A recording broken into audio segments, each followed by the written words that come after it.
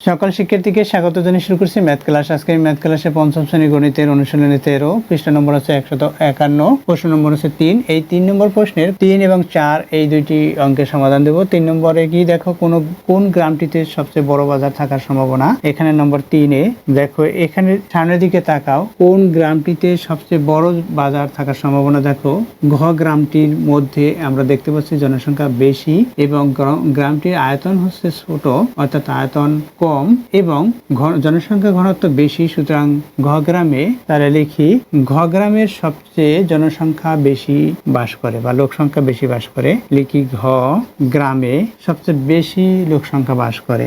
ঘ গ্রামের আয়তনের তুলনায় উল্লেখ করে দেই, আয়তনের তুলনায় ঘ গ্রামের আয়তনের তুলনায় সবচেয়ে বেশি লোক সংখ্যা বাস করে। লোক সংখ্যা বা জনসংখ্যা যে কোনো একটি কথা লিখতে পারি, বাস করেন। সুতরাং ঘ গ্রামের বড় বাজার থাকার সম্ভাবনা। সুতরাং ঘ গ্রামে বড় বাজার থাকার সম্ভাবনা রয়েছে।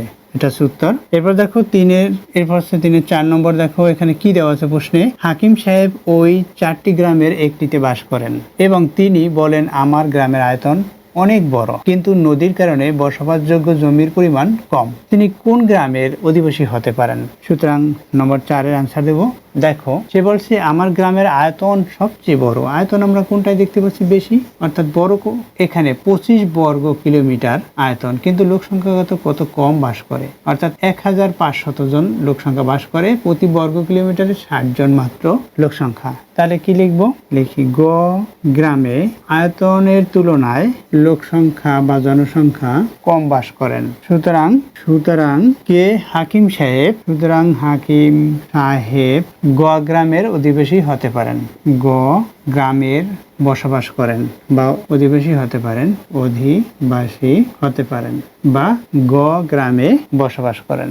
এটাই আশা করছি বুঝতে পেরেছো। এই প্রশ্নগুলোর অ্যান্সার কিভাবে দিতে হয়। এতক্ষণ ম্যাথ ক্লাসের সাথে থাকার জন্য সকলকে ধন্যবাদ জানিয়ে আজকের মতো বিদায় নিচ্ছি।